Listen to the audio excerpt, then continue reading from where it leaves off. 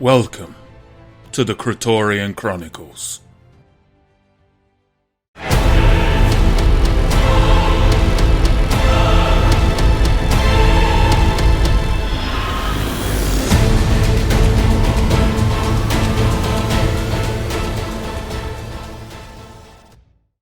Meet Calavene, a half-elf tiefling who is learning to master the way of the blade.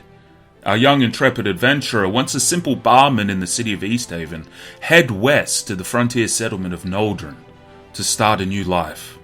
After taking several contracts to earn some gold, Calavene became addicted to the life of adventure, seeking fortune and glory, the thrill of battle, and claiming justice, sparked a side of him he never knew he had. On a bounty for a local drake herder, Calavene came across a cougar cub.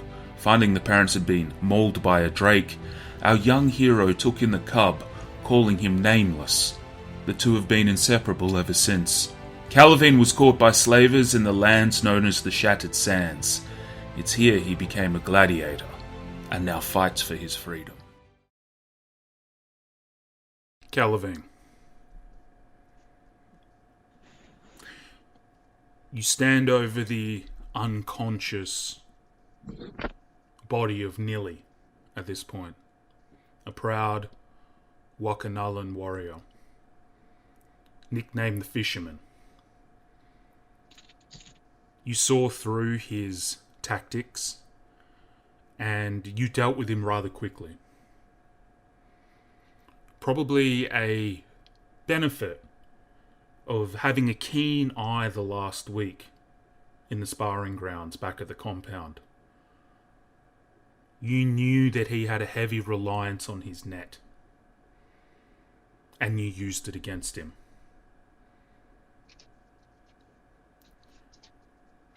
The young man from Easthaven, serving drinks at the bar of the Seabreeze Inn, feels like a lifetime ago.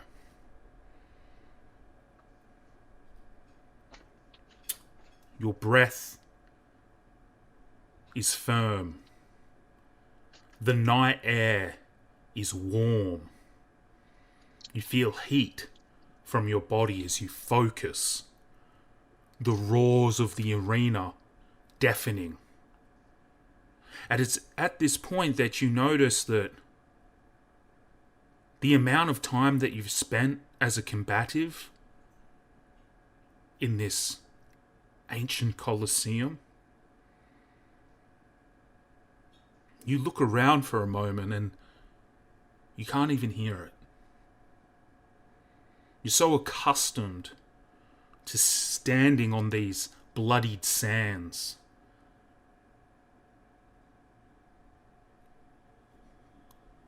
This arena for warriors. Time slows in this moment and you take in the world around you. You see the Northling raider, Eric, yelling in your direction. You see the colossal, muscled savage, Tugar, a native to the Shattered Sands.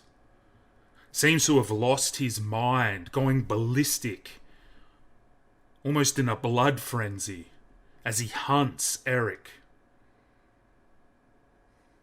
All of your senses realign at this moment, as if noise and colour start to come back into the world around you.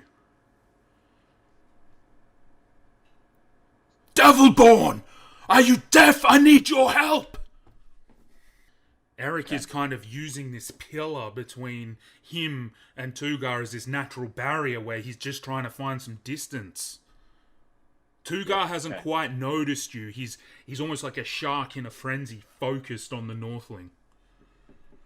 Okay. I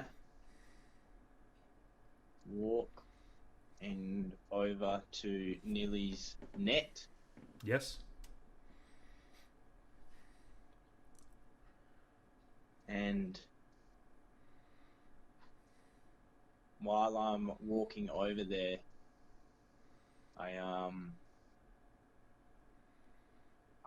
I chuckle and I say to Tugar, I say, Tugar,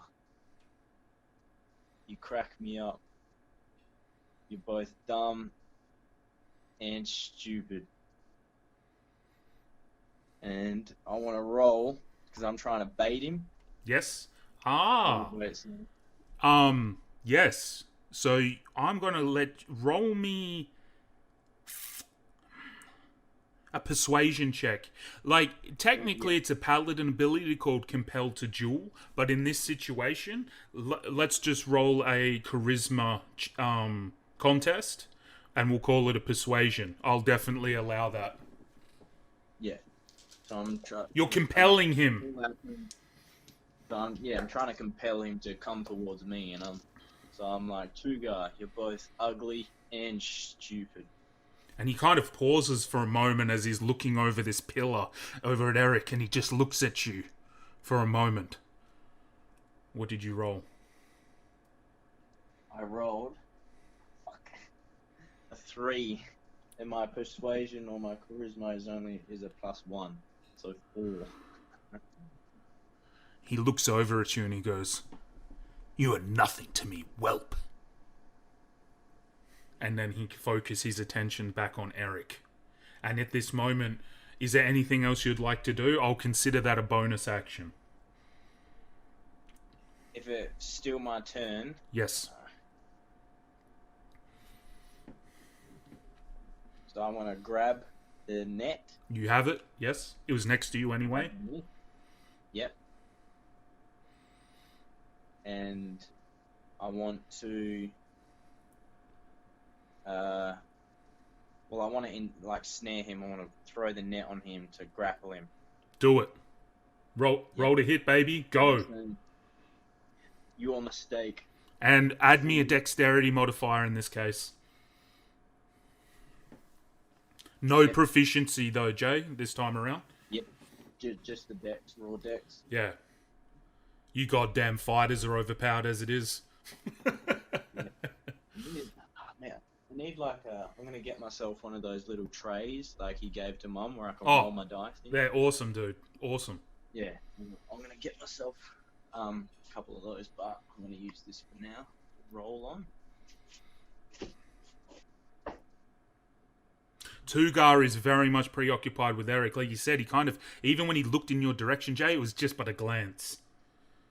Okay. Well, I rolled a 3 again, so only a 8 overall. You kind of, you're very focused, and you have this net, and it kind of falls and slips in your hands a little bit as bits of thread and like wire goes in different directions, and you kind of bunch it up, and you've never really thrown one before. You said maybe a couple of times at the beach with your family trying to get some crabs or something like that, and you kind of throw this net out, and it only goes about half the distance and opens and just lands flat on the ground, and you kind of hear like a little bit of the corner of in the arena where you are, and you just hear a and you hear some people start laughing. Fucked it up. Damn it. I've only got one action, so that's it. You do have some movement if you do want to use that. Okay, I'm gonna move myself to... fuck me. Fucking nets. And position myself kind of like in between the... Can you see where I move? I can see it. So I shift around to the pillar, and I'm hoping that if Tugar can't get over the pillar, that he'll come through that opening. So I'm going to position myself just there, like out of line of sight. Not a problem. It's at that moment Tugar kind of bends with his legs, and he just leaps over the pillar in one single like box jump maneuver and lands in front of Eric, and he brings down... Ooh, very lucky. Eric is a lucky boy. Eric just swiftly moves, and this club, 2 hands over the top, like very cinematically through the air, arched back, comes down, and just hits the ground. And even where you are, you haven't felt such force ripple at your feet, which is a good 15 feet away. You can feel the vibrations. Eric, on the other hand, stumbles. And he's considered prone. This kind of shudder that goes through the earth rocks his very feet. And just the fear overwhelms him as he falls down at Tugar's feet.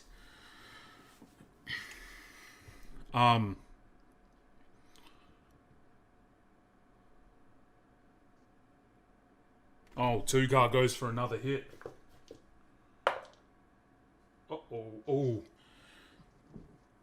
Eric is laying prone. He sees it come down again, this time just with one hand. Confidently, Tugar just comes down with his massive club, wooden club, and Eric just manages to roll in the sand out of the way. Boom! It just shatters the earth again, and you feel it. Like, there's this monstrous energy coming from this rampaging barbarian of the Shattered Sands. And Tugar starts to reach with his other hand, his free hand, and he starts to reach for Eric. Eric's turn. I'm not making this shit up, man. Eric just rolled a natural 1. Eric goes to grab up to fight back from Tugar, and Tugar manages to just kind of ignore him. And that's Eric's turn. He's kind of in fear. He's stunned by the power of this barbarian. You witness this vice-like hand. It's probably twice the size of yours, of this nearly 7-foot human, start to reach for Eric. It is now your turn. Okay.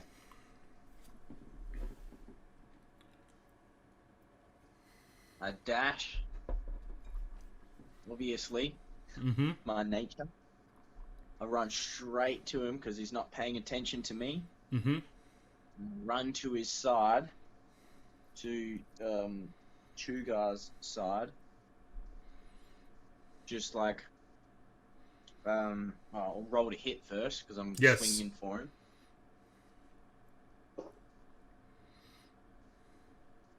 For a 20 all up. Definitely hits. Oh, sorry. No, I've got to add strength modifier. It's 5, so 18 all up. Hits. Would you like to roll your second hit now? Yes, because I'm hoping, I don't have your rules, your home rules Okay. sheet, but Talk me through it. What do you want to do, brother? So, you remember there's the move where I can, use both of my attacks in one, I think it's called a raw strength, where I can, add as much raw power behind the hit. Yes. So cinematically what I want to do is as I'm sprinting, I swing my sword before I get to him. Yes. And use the momentum and spin and connect with a full momentum swing. Do you know what I mean? I do. So with momentum, it's for when you miss with a melee attack. Oh, okay. So you have hit. So basically what that is, just to go through it, when you miss with a melee attack by less than 3, you may use your bonus action and your failed attack to build energy towards your next attack. But because you've connected, it's okay. But is there any kind of strategic or tactic maneuver that you would like to do, or do you just want to go for him and just deal some raw damage in this situation? I want to hit him straight in the neck to try and get his attention on me. I want to connect to his neck. You get his attention. Now roll me that damage. And what I can let you do, Jay, as well, just for absolute thematic purposes, cinematic purposes, I'm more than happy that if you roll 2 hits and they both connect, the power of that can go into 1 hit if you like. Like if you're just trying to go in for 1 big hit and do massive damage, just combine the damage, that's fine. Or you can choose to do 2. It's up to you. Yeah. Alright. So I'll roll. I want to do that. Like I want to make it 1 vicious. No worries. So have you rolled me your second 2 hit yet? My second to hit is a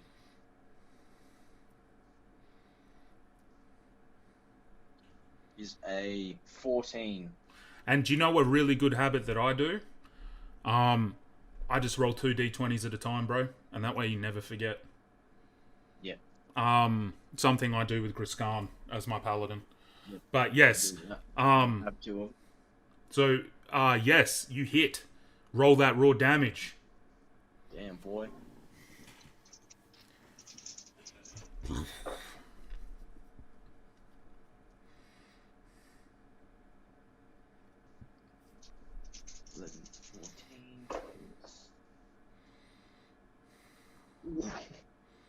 So I did, it was 2d6 for the greatsword. Yep.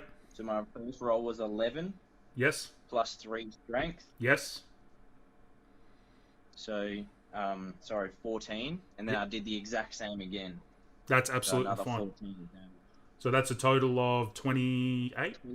28. God damn. You get his attention. You get his attention so much. He's so fixated and his body is open as he's reaching down to grab Eric. By the closer you get, you notice he's trying to reach for his throat, as if he's coming in to just crush him by the throat.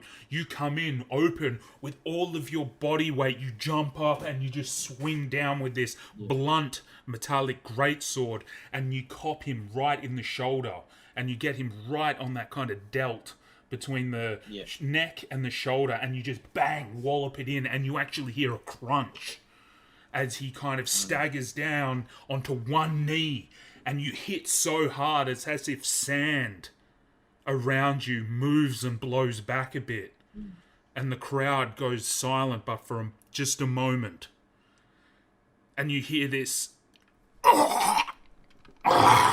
and then he looks up at you. You fully have his attention. If that was your intention, you have it. As I get him, or like just before I get him, I just want to say like surprise, and then as that little cheeky remark after I've got him, or anywhere. Give it to me in character. I would say as I'm sprinting, I'm like, as I jump up, just as I'm jumping up, I'm like, surprise. And you just buried him.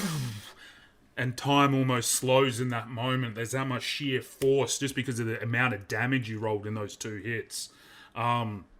He feels it, and he actually, blood comes out of his mouth at that and kind of gushes out. And he looks up at you. Is there anything else you'd like to do? I've used action. I've used attack. I would like to...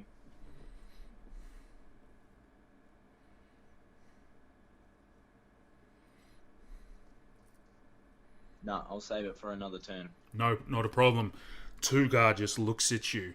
He looks almost demonic in this state. His blood is just gushing out of his mouth where you've done something to his neck. You've ruptured something internally with that much damage. He looks at you.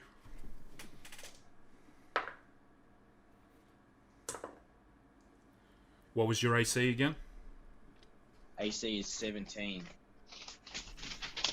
I need you to roll me a strength check as his hand moves from Eric and he just grabs you by the throat. Okay. Let me show you this. Yeah. Can you see it? Oh, well done. That 20. Yeah, he comes in and he grabs you by the throat. How do you get out of it? This is where you've got to start coming in as a storyteller. Tell me, how do you get out of this? So as he grabs me, I want to grip onto, I'm not like crazy berserk strong, but I want to grip onto it hard enough that he notices that I do have a bit of strength. And I want to just like, can I, for cinematic purposes, can I just like kick off of his chest or something? Absolutely. Yeah. So I just want to grab it hard enough and I'm calm face. I'm just like, oh yeah. And just like kick off of his chest to break his grip. And it works. And he just notices you. It's almost like the impact of that kick to his chest just sends enough of a vibration to his injured shoulder where you've connected with him before, and it forces him to let go. And he's just... and his breath, it's almost like you can see it in the night air. Eric, at this point, kind of takes advantage of the situation, and he aims straight for Tugar's the back of his kneecap, and he's trying to like take... It's almost like a lumberjack trying to take down a tree. Yep. Ooh, he gets him too. First one hits, second misses. That's just nowhere near as much as your stellar hit to begin with, but he does 8 points of damage on his end, and he kind of just rocks Tugar enough that he kind of flinches back, and it's in this situation that he's starting to feel like, you know, a cornered dog at this point. Yeah. But you don't see any ounce of him giving in either. There's no fear in Tugar's eyes. That's Eric's turn, and he just kind of stands his ground, and he's just ready for anything. There's kind of a wide-eyed... Even though Eric was once a raider, there's still this weariness of this man-beast in front of him. Mm-hmm. It's your turn. Fucking tree boy. Okay. I'm rolling for my 2 attacks, and then I'll...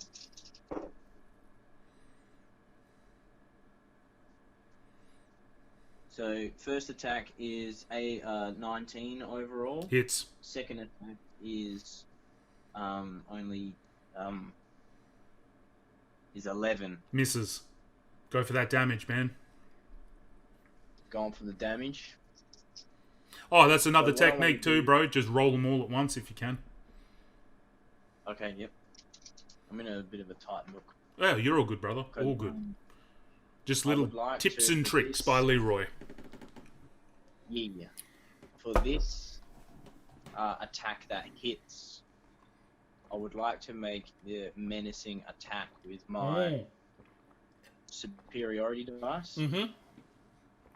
So, menacing attack, after one successful hit, the target must take a D8 must take a wisdom saving throw. Only a 12. So I don't know the... Damn it, man, I didn't write the modifier. Look, in this situation, just because we're running it on the fly, it's usually 8 plus proficiency, plus whatever your modifier is with fighters. I mean, remember we were talking about the Eldritch Knight stuff the other week?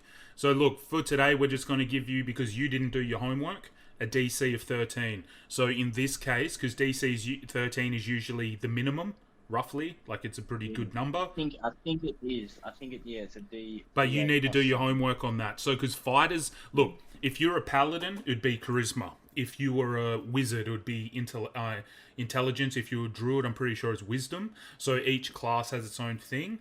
I think fighters are intelligence. Anyway, but for this week, it's 13. Just write that down. But it's kind of a penalty I'm going to give you as a player for not knowing, because I get like this with all my players, so it's all good. Gives you an incentive to know. Okay, so anyway, you succeed.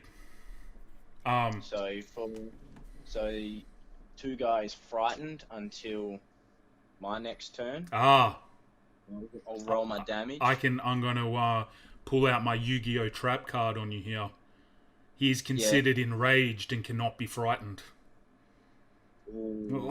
That's cool. You kind of you hit him, and you kind of give him that devilish grin that's part of that pit fiend DNA surging through your veins, and you kind of make eye contact with him, and you feel like a lesser man would have flinched in this situation.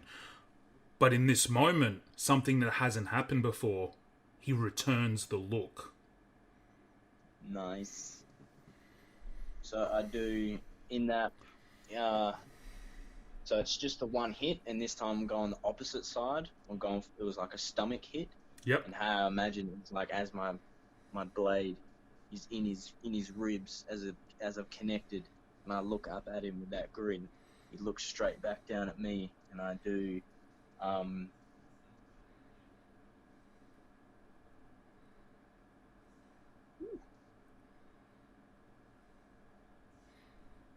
God damn, 18 with that was plus the superiority dice, which is a D8. Cool. So 18 damage. All up? Yeah, all up. Yeah. He kind of keels a little bit at this point and keeps eye contact you like a ravenous dog. And instead of drool, it's the blood from your initial impact that you brought. And he's just like, oh, I will skin you alive, devil born.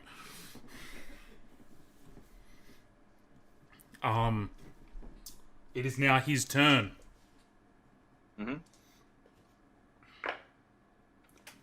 Natural 20 on the first hit. Bro, this is like... Dude, where's the camera? Yeah, I'll bring you the case. Yeah. Natural 20s, you've got to show, man. Like, it's just... Oh, fuck, it rolled a bit. There you go.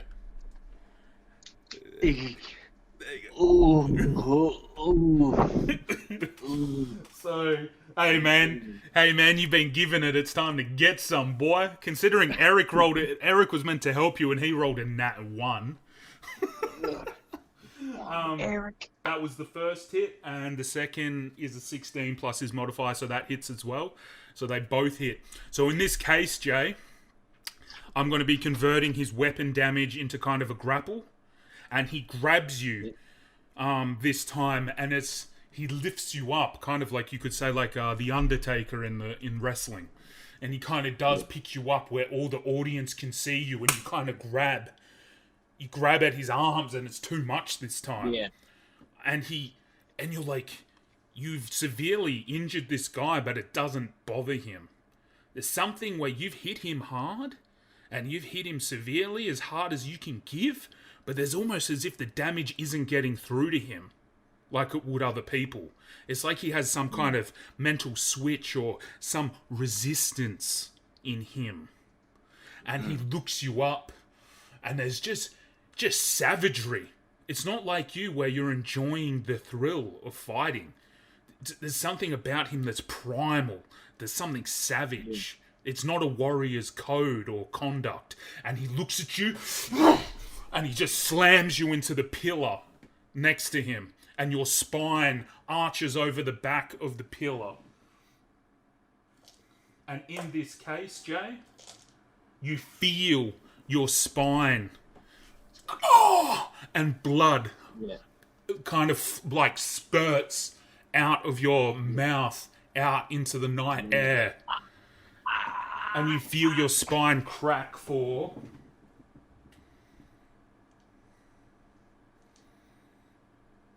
he's got the big boy dice. Oh, Jay, 30 points of damage. Actually, plus rage, 32. God damn. That was the natural 20, man. It was, yeah.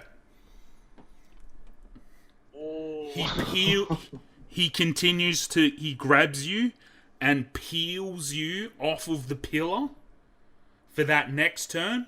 Instead, I'm going to convert that into a throw, and then he throws your limp body across the arena. fucked me up, man. I'm bleeding from the mouth and my back is broken. Literally. He's thrown you 15 feet as you hit the dirt. You, man, dude, tonight we both be high rollers, man. This is a nice feeling. That's another 6 points of damage as you slide across the sand of the arena. You impact and you go into the sand and you leave this trail for about 5 feet. Yeah. Fuck. The dice, man. Far out. That's real. Eric. You want to know how many hit points I have left? How many? DOS. Jesus. Dude. Calavene's just looking up at the sky, just bleeding from the mouth and from the fucking eyeballs. Yeah. He's just thinking about sipping mead at the tavern with friends and he's fucking, and laughing at his siblings. Fishing, fighting over fishing about who's the better fisherman. There's just a gasp in the audience of just this display of utter savagery. There's almost a silence, almost in some parts of the arena, it's almost an awkward silence of, you know, they come for blood. But this was always a bit of an exhibition tournament. This is a bit extreme. Yeah, this is the fun, Jay, I'll be honest with you, bro. I never know where these things are going to go either, man. This is where I have fun. It's like, I never know. I got to react to what you do. You hit him hard, man. And I think he took it personally. Well, damn right. But I ain't no whelp. Just as well, from a player point of view, for Calavene, you know, he did throw you and he did that damage, but he's been hurt. It's not like he's standing there impervious to what you've given him. You have a feeling you've definitely gotten through. Eric, at this point, takes the opportunity. Tugar has his back. Your eyes are still open and you can kind of see across the pillar and you see this blade come down, or should I say, this training blade. And you see it hit. And you see Tugar react, and you kind of just see a little bit over the pillar.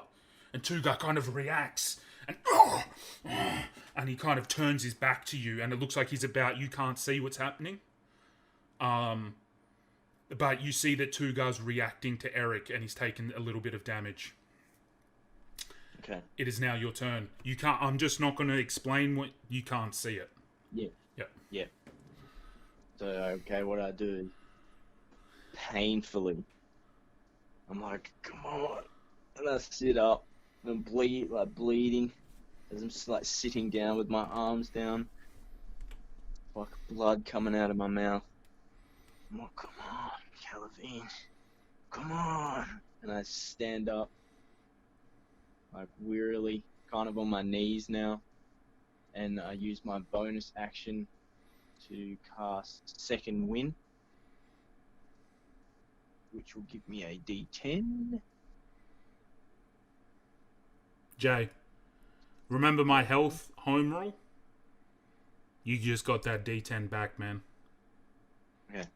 So, look, feel free to roll for it if you would like, but with health potions and the kind of homebrew system I'm dealing with, I think it's kind of, it can feel like a cop out to the player, especially if you roll 1 in this situation. Yeah, for sure. So I get 19 points back. Oh, how do you get 19 points? Maybe I'll... Sorry. That's not right. No. So D10. Plus your con modifier. Is it level, or do you go by constitution? Because the formula I've got is D10 plus level plus proficiency.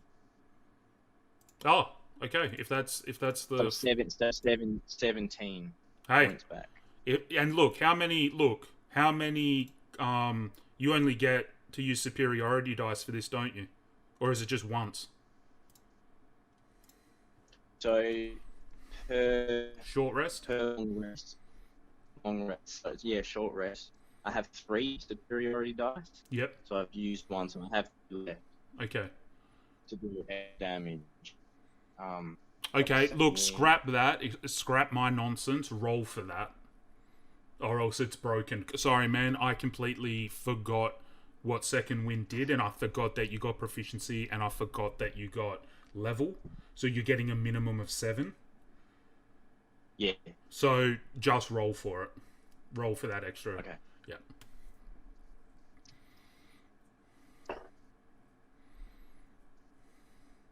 Nice. Plus. 15. So plus 13. Yeah, that's still sexy. That's still great. So I've got 15 hit points.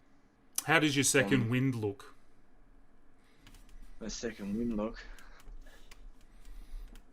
I imagine it where it's not pretty. It's my fucking back's broken. I still got fucking blood. If it makes you feel mouth. better, he hasn't broken it, but it definitely fucking hurt. Yeah. So I'm kind of just like that pretty beaten look. He's like bleeding from the mouth, and I've just eyes focused straight at Tugar. And I say under my breath to myself, I'm a fucking whelp. And I move to how big's the pillar? Would I have to do a dex? No, I would to get onto it. I think it's probably about 3 to 4 feet high. I reckon I would allow it to just be part of your movement. Yeah. Okay. So I get up. If he's right there on just behind the pillar, I kind of like, for cinematic purposes, I just kind of walk my 15 feet over with my blade. And I'm going to bring that shit down straight onto his noggin. It's like a straight cleave on the back of the head. Roll at advantage. Oh yeah.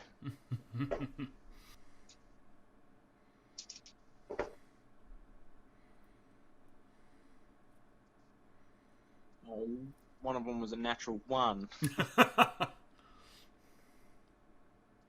For that natural 1, could I just like add a serious hit that doesn't do any damage? Yeah. Cinematically.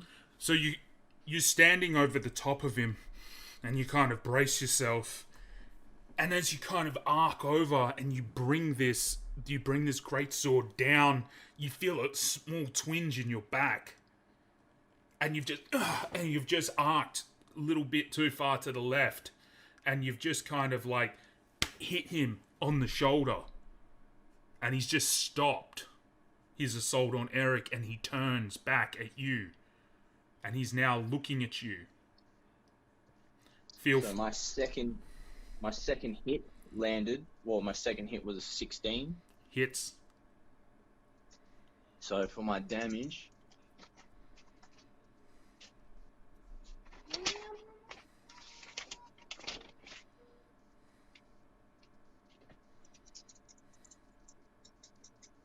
I'm going to use a superiority dice for that hit as well. Yes. For some extra damage.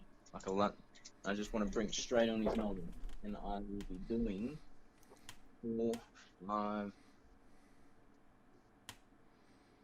9, 12 damage on that hit. Like right on the head.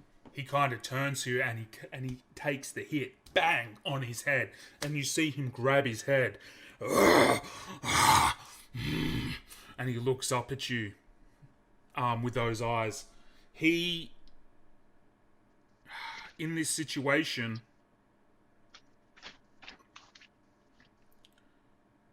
he just reaches. He reaches out and he tries to. No, he doesn't.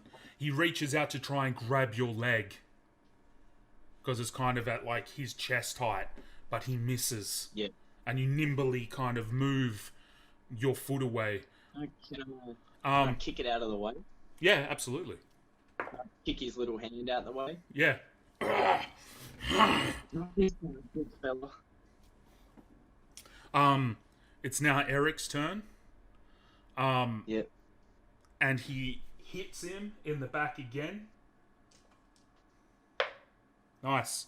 Does another 8 damage.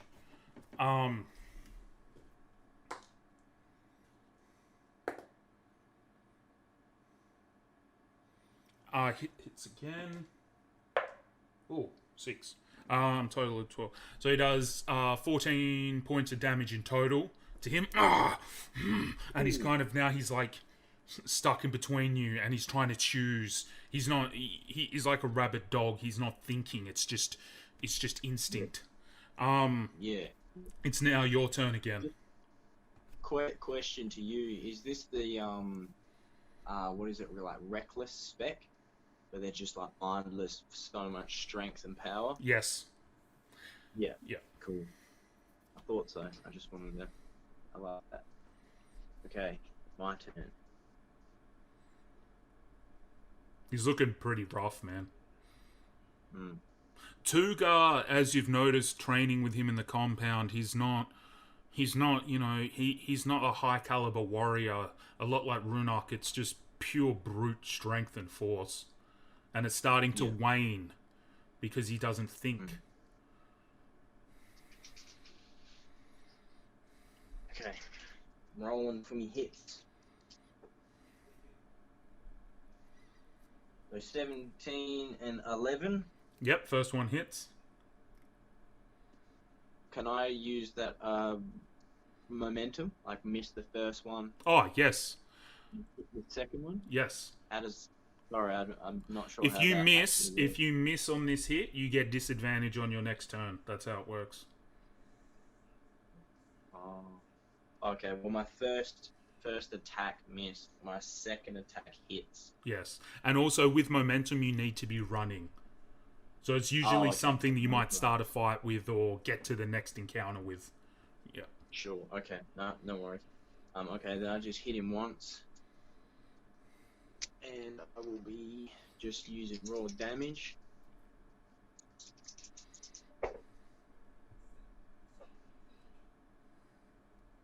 $11. And the way 11 points of damage, all up. Yep. And the way I hit him is I want to come down. Like if I can move as I'm like swinging at him, I kind of like step around him. Does that make sense? Yeah. Yep. I can't. There we go. So I like kind of cinematically like step down and slash, and as like a little side step. Yep. As I move to his to right next to Eric, I just want to like slash him like in the neck again where it's sore. That's kind of where I go for those 11 points. He just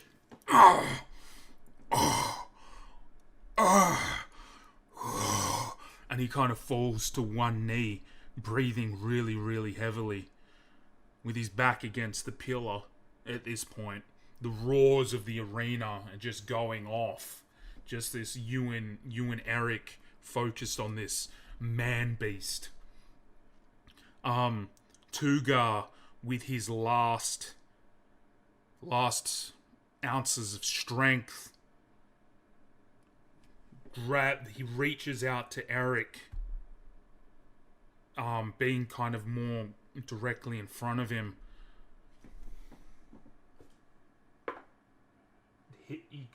He grabs him, and then he throws him across and into this pillar.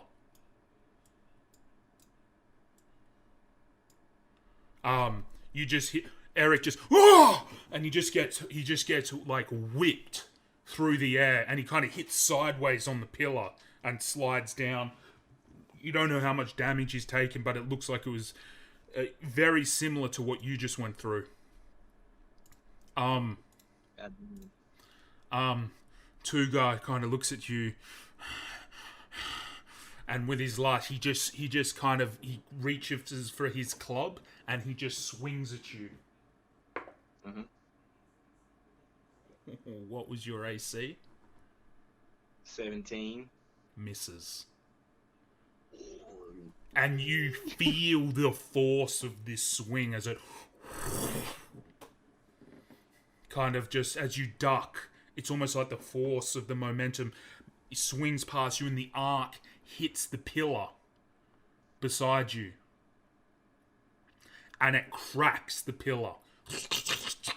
All the way down the side of the pillar, there's this enormous crack down it from one side to the other. And he just looks at you. His eyes rolled in the back of his head at this point, still breathing, looking in your direction. It's now your turn. God damn. It would be Eric's turn, but Eric, you see, is just he's scrambling and he's kind of wounded, trying to sit himself up after like being impacted into the pillar over there. He looks like he's having a bad time. I am going to fucking end this fool. So both hit, because they're both above 20 all up. Oh, wow. Definitely. So a 20 flat all up, and then that's a 18, so 24. Okay. Once again, I'm going to use cinematically both in the one hit. Yep. With this hit, though, I'm going to turn my greatsword. Instead of hitting him with like the blunt sharp or the blunt edge, I want to turn it so it's like a big fucking board. Yep. Big the flat side. Slap. The flat end of the blade. Flat. And I'll be doing...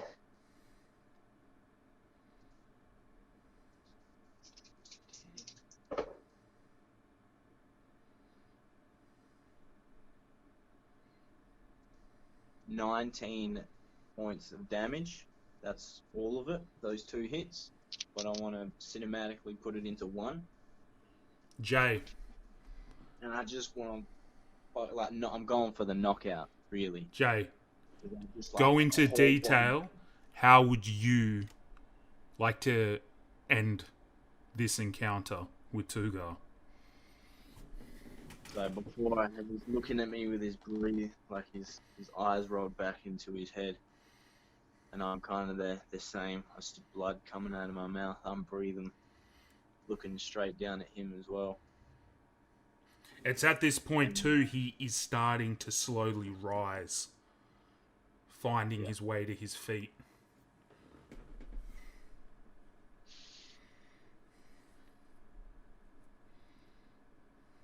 Oh, man, I had something that I was going to say.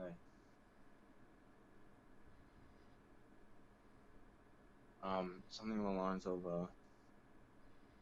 my breathing is like, you said, you fight to the death, but I will not die here.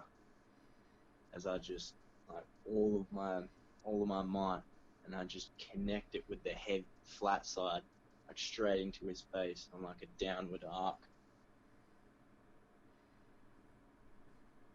Just like a big like getting hit, like I imagine like by a fucking paddle. It would just it'd be like a cricket bat, just that flat side.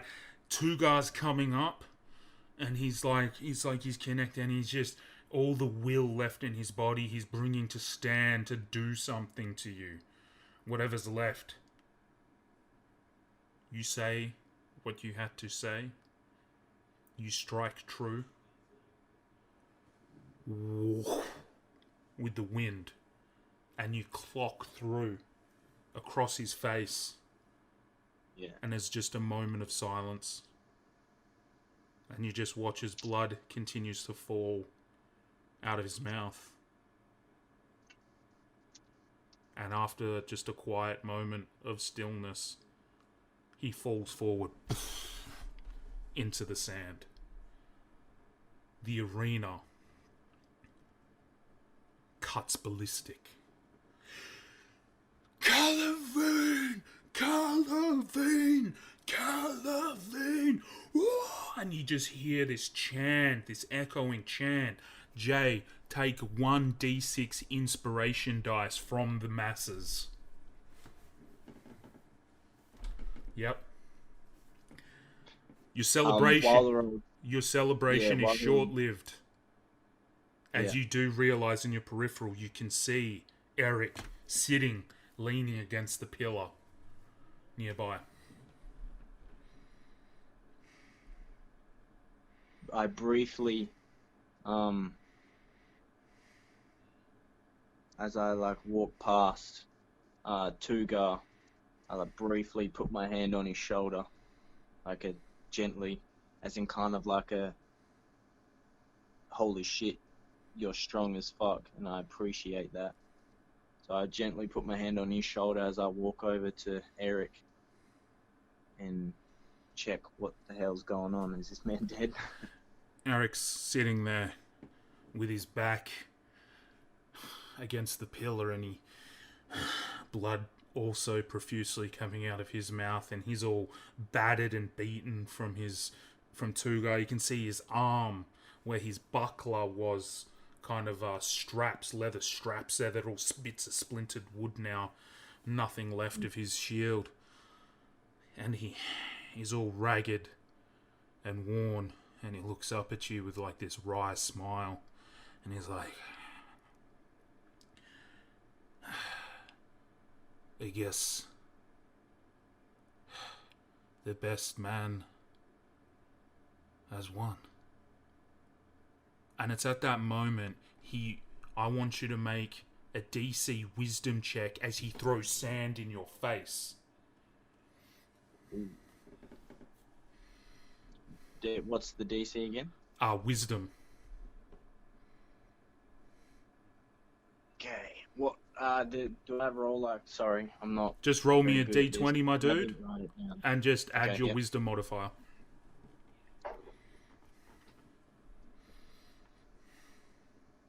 Six all up. You kind of, and you catch sand in your eyes, and you stagger back like it was completely unwarranted. And you can't see, but you hear the audience boo, and you feel your body come up off of the ground, and you're kind of being tackled, and he collects you and runs you into the other fallen pillar. And you take 4 points of bludgeoning damage as he runs you into the pillar. You still can't see.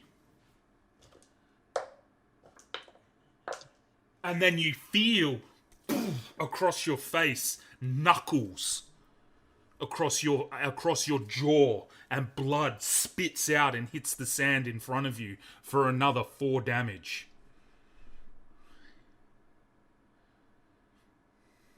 Yep. And you just hear from Eric, I'm not like you, Devilborn. I want to get out of here as soon as I can, with any means necessary. You walk around the compound, acting honorable. You're a fool. My turn? Yes. Am I blind still?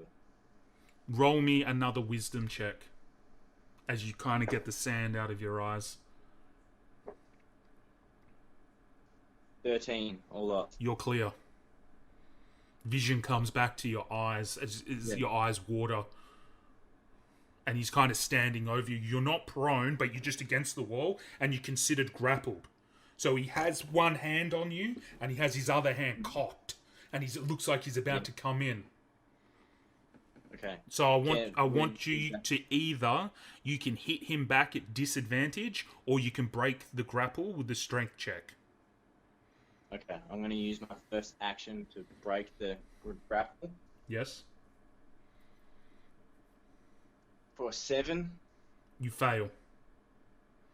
You kind of try to slip, and you kind of still have sand in your eyes, and you got to push him back, and you kind of slip. Can I use action surge? Yes. I will use action surge. as I yell, I'm like, Eric, you're a coward. Well, Calavene's more, a bit more laid back. He's like, with a smile, he's like, Eric, you're a coward. As I roll a 13. Yes. Check. Yep. Oh, yes. You kind of, it is a struggle though. You kind of, Yeah. and he's kind of, you guys are, you're both not like Tugar. I mean, Eric is very average build like you, but it's almost like a battle of titans just between two average built men. And you kind of still, and you manage to, and you manage to break free. And it's at this point now you're standing man to man in the arena. He's unarmed. He's managed to. I did mention. I forgot to mention before when he spear tackled you. Your claymore fell to the side. You're great. So it is on the ground if you want to grab at it. But he's just standing there, and he just throws a punch at you. Oh, can I use extra attack before my? No, because it's an action to break a grapple. Okay. Yeah. Yep. Dude. I might as well share it with you. He's standing there, his body's broken, and he's kind of got his this boxing like stance almost with his guard open, and he swings at you, and you manage to duck out of the way. And then his other one's a natural one, and you move your head, and he punches the pillar behind you. And he holds his hand as he takes a couple of points of damage.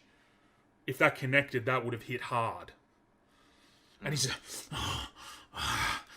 just focusing on you, trying to keep himself composed, holding his hand. It's now your turn.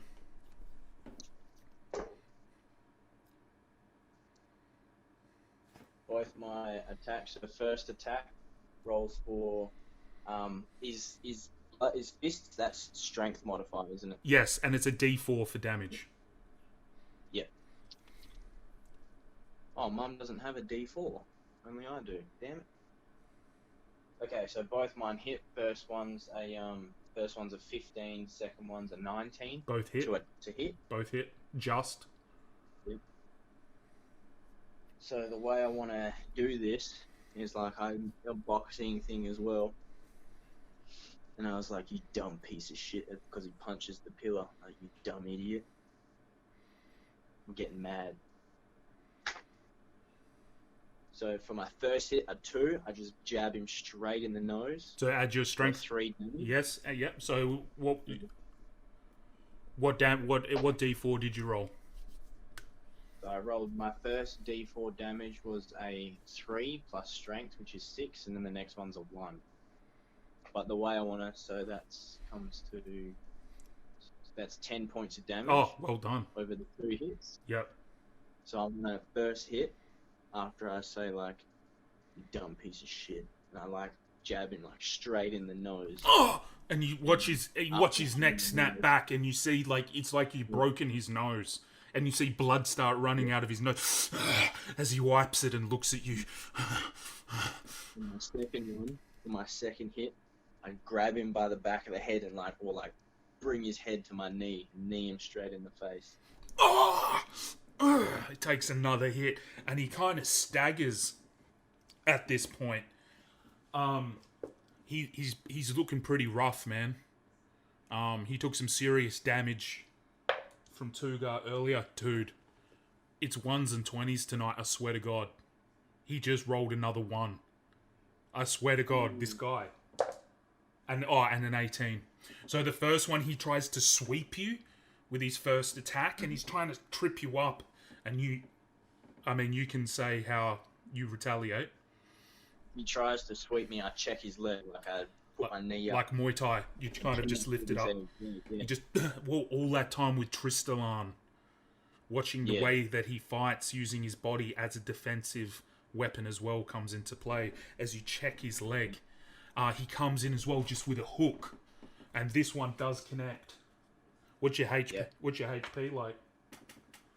You want to know, or do you want me to just leave it until the time comes? What is it?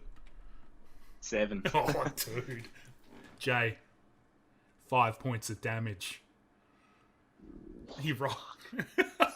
And he just bang. And you feel in your face like a tooth is being set loose in your mouth, in the back of your jaw. Mm-hmm. As you cop this. And you're both standing there, depleted. He looks like he's on his last legs, Jay. Mm-hmm. His kind of guard's starting to drop, and he's just... And the crowd is loving it. They're just too... Like, it's very, very rare you see fists on fists. Mm-hmm. Rolling for my attack.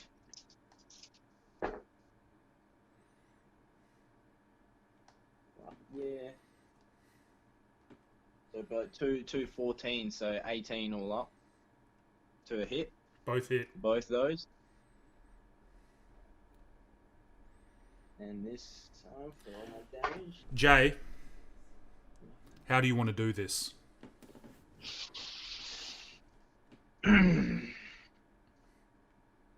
For some flair, can I just like grab him by the collar? Yep. Just grab him by his shirt. And I'm just like, your first mistake. Just punch straight in the chin. Yep. And then the second hit, I'm just like, he's underestimating me. And his eyes just, you're kind of holding him as his body's gone. And I'm keeping him. His eyes just roll, and he just stands there, unconscious, with you holding him by the collar. I've still got him in by the collar, and I spit onto the ground the blood and the tooth that he knocked loose. Spit that at his feet, and then I just drop him, flicking backwards. Do you remember how I took that pratfall in that TV show when my character got knocked out and he just falls backwards? He just falls straight backwards. That's just like straight on his back. The sand, like, and kind of like the force from the fall and the sand lifts dust into the air gently as it slowly starts to ease. And the crowd this whole time is just loving it. They just break into a chant. Calavene! Calavene! Devilborn! Yeah! Just these kind of really nasty people in this crowd of the Slavers Sanctum, and you look up at them and you see slave traders, you know, black market weapons dealers, just all of these people who in this moment are just look at you like a combative god. And a few really, really good looking prostitutes as well. I'd say it's the Slavers Sanctum. They're there. What can I say? But in that moment, it's what Newix would say. The addiction of the crowd. In this moment, you know what it feels like to be a god. As if you're the god of war himself. I just like look around.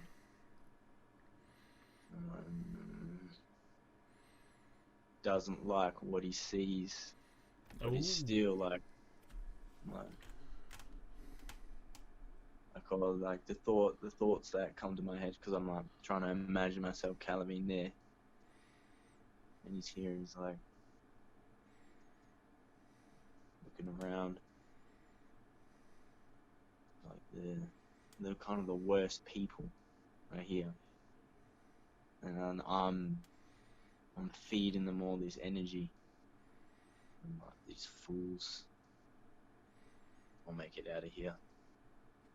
And I don't do any crowd pleasing stuff. I just make my way back to the underground thing.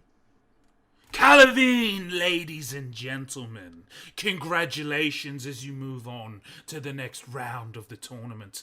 Now, let us bring in the combatants of round 2.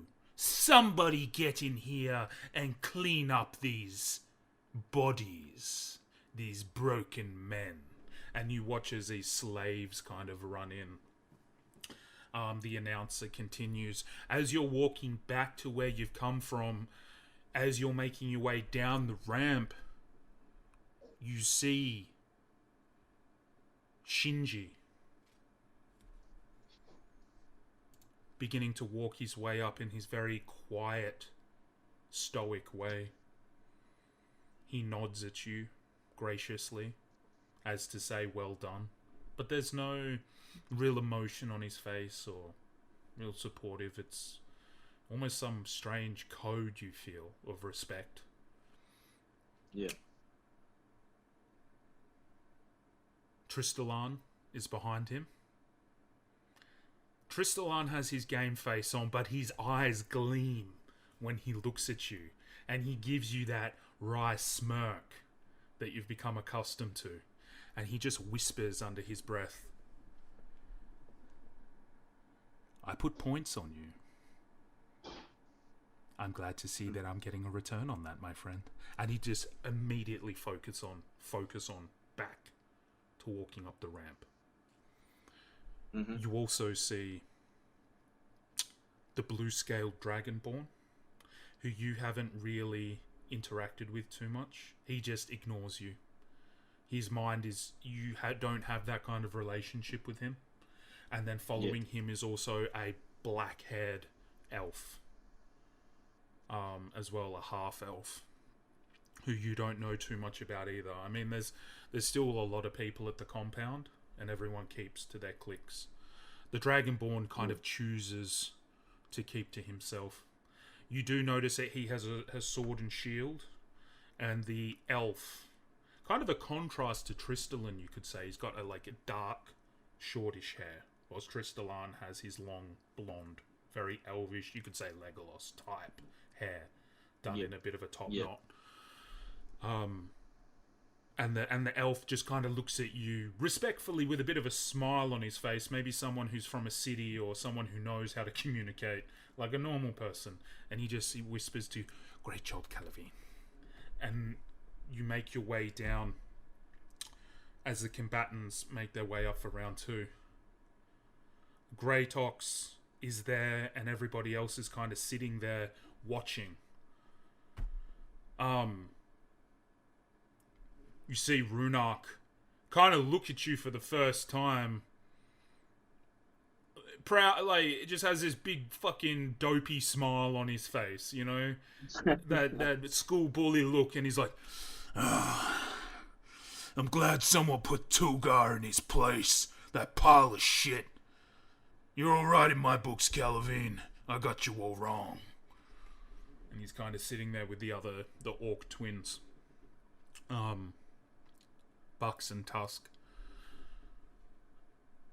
You are broken and sore. Immediately, a couple of servants come up to you, hooded as they always are, and they start rubbing you down on your wounds with that kind of reddish ichor. With that rancid smell. Runark, while they're cleaning me, after Runark says that, while they're cleaning me or putting this stuff on me, I just give him a big grin, but then blood all over my mouth. You're turning into quite the killer, Calavene.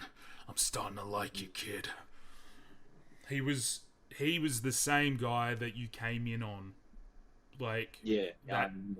And even then, even though it was a couple of months ago now, that boy in the caravan that was captured by slavers, you feel like that was a long memory. As you look down at your body, your muscles more defined, you have mass on you now, and there's about 4 of these slaves simultaneously rubbing your body down.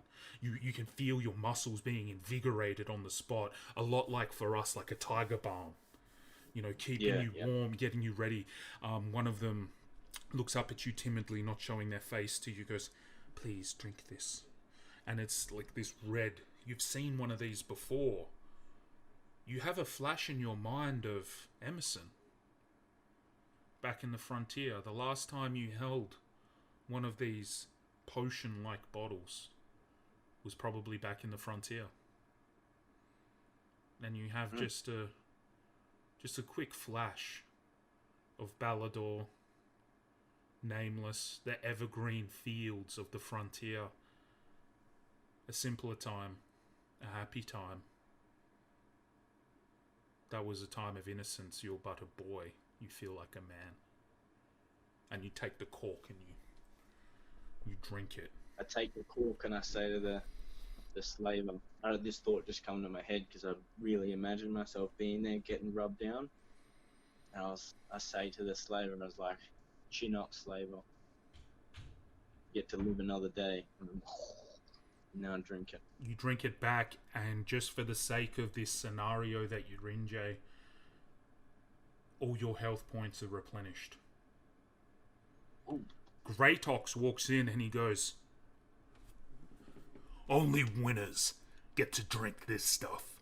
This is the best of the best. Newick's paid for this, so be grateful.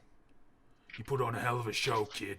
And he smacks you on the back, and it's the first time since you've been in the arena, despite all of your accomplishments so far, the Greytox has somewhat acknowledged you. And you feel this massive, almost bear paw of this Goliath hand hit your back. And he kind of like, "Now, for the rest of you. This is an example of a warrior. We brought this kid in with no skill, no real experience. Raw potential that can be molded into a gladiator. Take notes, you fucking heathens. Good work, Calavene." I'll give him a nod in there. Now, everyone pay attention to the next match. You might learn something from this samurai. Everyone's attention does, just instantaneously. The fanfare review is gone. It's straight on to the next match. And you're like, oh shit, a lot of people have forgotten that that's about to happen. And they all start looking out at the grate. Because as you know, it's like you guys are at about chest level, underground, and you can kind of see the floor of the arena. And much like your fight, everyone's kind of put themselves in the center at this point.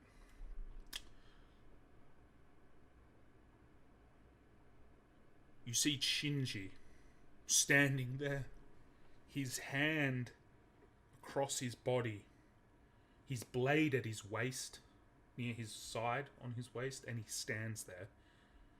His feet spread, hip width apart, centered, much like you've seen many, many times.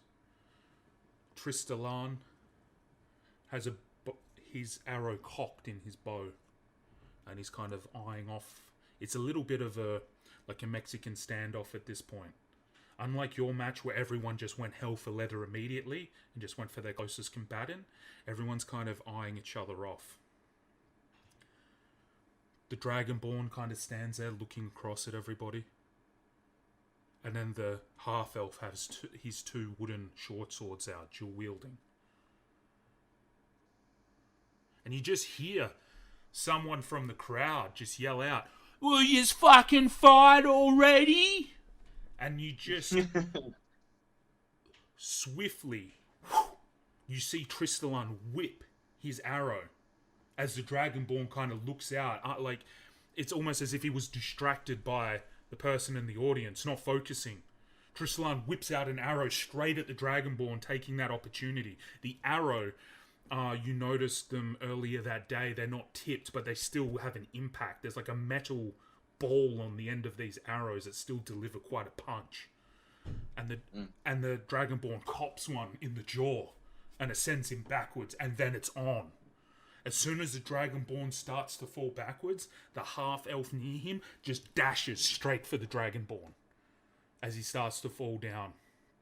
Tristalan, taking the opportunity, watching the moving target, tries to take a shot at the moving target of the half-elf running to the Dragonborn, and he lets the arrow go. You watch the arrow, you watch your friend, but it was a deception. The arrow goes nowhere near the half-elf, and it hits a pillar and deflects off the pillar at Shinji.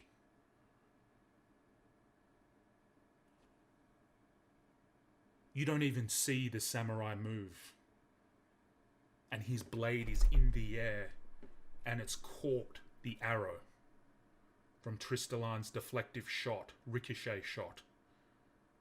And he knocks the arrow back at Tristalan. Tristalan jumps and spins as his arrow comes back at him, and just manages to get out of the way. The half-elf is now standing over the Dragonborn coming down.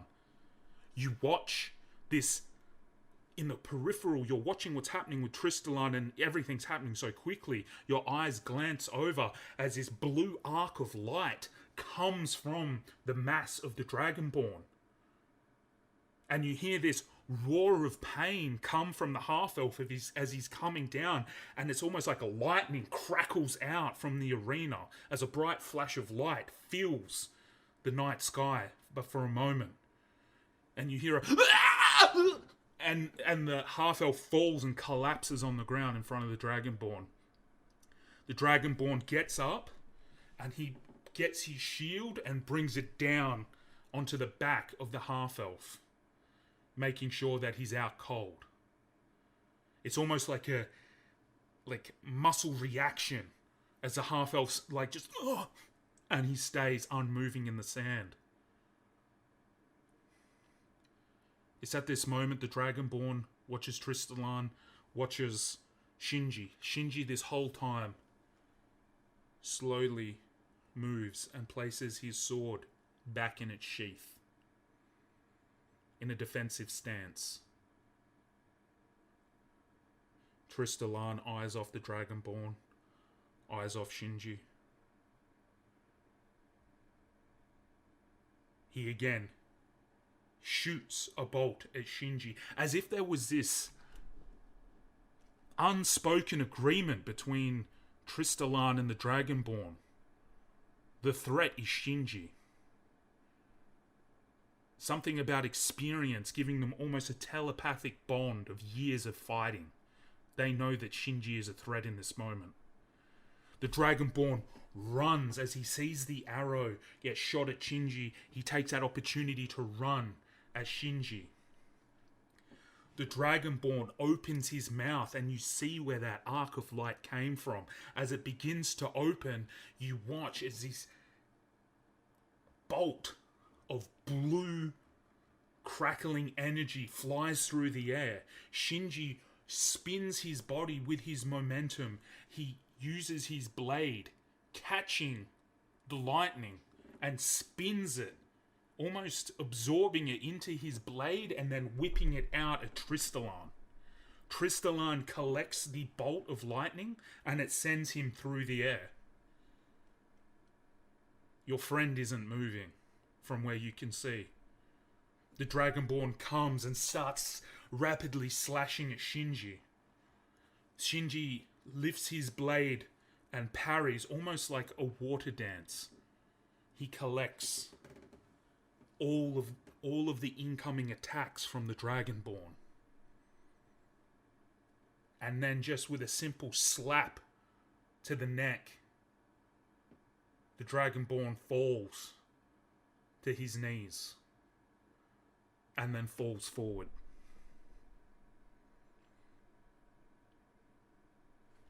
The crowd is speechless. The fight was over in seconds. God damn. Shinji bows, turns, and walks back to the holding cells. After a moment or two, you see Tristalan stand up, holding his body. It's almost like smoke coming off of him, steam, from where he took that bolt of lightning redirected at him. you see a slaver run over to him, and he kind of falls as he stands up stoically. He falls back down to his feet, and he's kind of taken away to a different holding cell. The half-elf is dragged off. The Dragonborn kind of comes to. Like, it's almost as if he hasn't been in a fight. He still has energy and is confused as to what happened, but he was out cold. Mm. You kind of have a moment to realize that Tugar got it all wrong. You just need to outwit your opponent. You only need to knock them out to win. It's not a battle to the death. Mm. Shinji makes his way down the ramp and he takes a seat. Everyone's kind of speechless. No one really saw what this samurai was all about. But there's almost like an aura of respect. Yeah. That was some impressive work, Shinji. Greytox kind of doesn't know what to say. I think that's a new record. I think. And he's kind of speechless. Congratulations, and you see that? Just like Calavene, you grunts have got something to learn about combat tactics. And he's just looking at the samurai like, holy fuck. What a madman.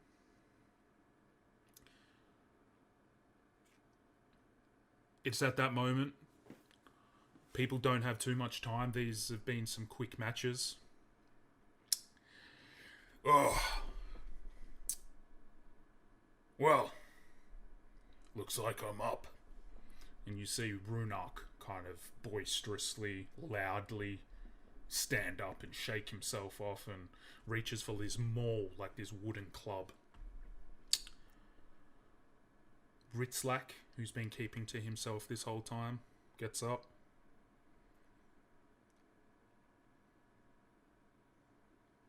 You see a halfling. All you know about him, he's heavily tattooed. You haven't really talked to him. Any kind of interactions you had with him in the compound's always been a bit negative. He used to be a bandit. He used to spend some time as a pirate on a place called the Styx. The Styx is like this river that got its nickname after the one in the infernal underworld of the nine layers of hell. But there's a place called the Styx. It's just a nickname. There, he was a pirate there or something. And there's another guy who was once a city guard for Skyreach. Human. And they make their way in with Ritzlak and Runak. Immediately the fight kicks off. Runak just charges at Ritzlak. Like, almost immediately. Ritzlak just graciously dodges the swings coming at him with this wooden club, maul type weapon. Ritzlak jumps in a maneuver, acrobatically jumping over Runak, grabbing the club, the handle, and using it and putting his feet on Runak's back and grabbing the bar and choking him with it. Using the force of his legs to pull this handle at his neck. Trying to choke him out. It's at this point you see that the ex-Skyreach guard and the halfling are at it. Just kind of delivering blows with each other. The halfling kind of trips the guard over and just kind of knocks him out cold. And it's at this time you watch as Runak kind of falls to his knees, and this whole time he's trying to force and fight the leg strength of Ritzlak. And he kind of just, after a moment, he just passes out. The orc proving yet again that there's more to fighting than just brute strength. The halfling starts running at Ritzlak. Ritzlak effortlessly pulls out his bow and just delivers a shot straight to the halfling, taking him out headshot. The metallic ball bearing kind of just hitting him and just taking him out. Ritzlak winning that round.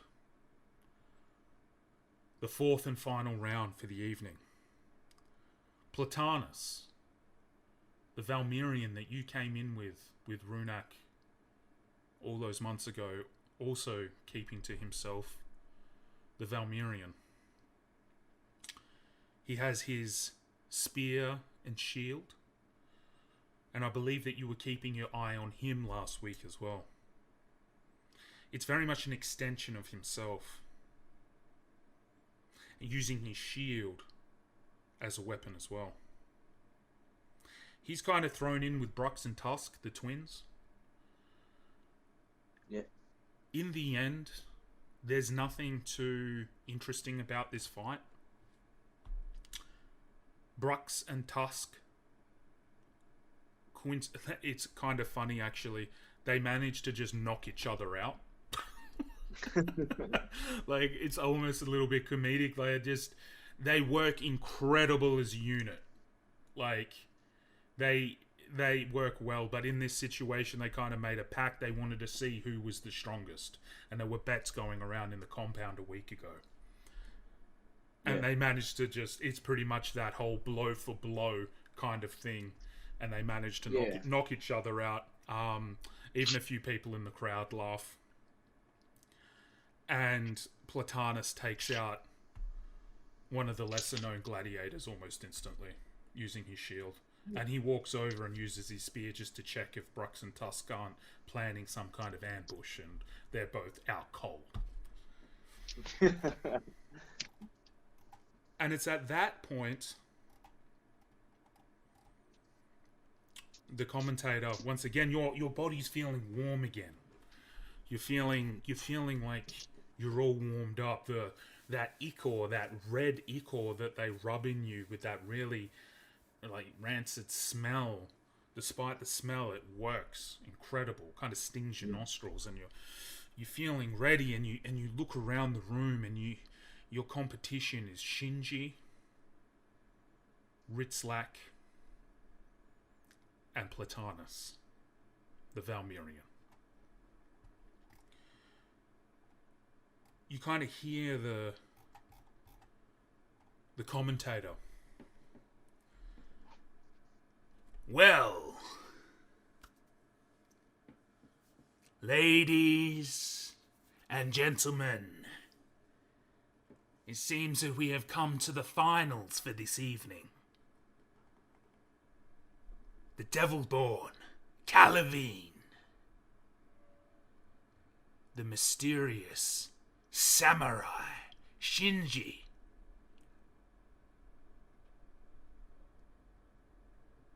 Ritzlak, the Drow from the Underdark, and Platanus, the Valmirian soldier.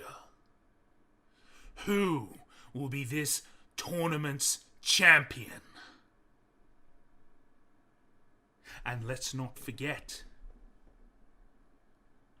the champion will be fighting an unknown combatant this evening.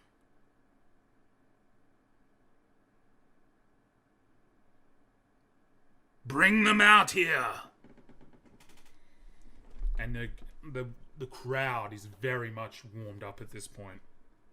As, just let me move some of these guys around.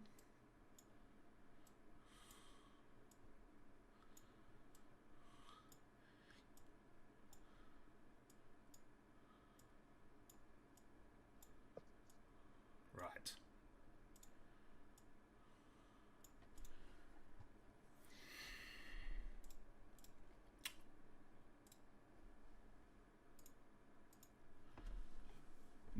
Ritzlak kind of, just before you guys go up. All the best, Calavene. I look forward to our match. Platanus says nothing. The stoic Valmirian. You know, he's very much, the quintessential Spartan type character. Yeah. There's an arrogance to him. He's a likable guy, but there is that Valmirian arrogance of superiority. You've dealt with many Valmirians in your day, and it's cultural to them. That they're trained to be smarter and more athletic than the other cultures of Kratoria. It's just part of who they are. He says nothing to you. Yeah. They have a different form of honor. Shinji also just keeps to himself as his samurai code, but he gives you like a slight bow, and he does to the other three as well. He doesn't say much. It just happened to be these types of characters got through to the finals. And you do come out in order as the commentator. Greytox kind of pushes you guys on the back. Best of luck out there, you guys. Newix is watching you all, and he's happy with what he's seen.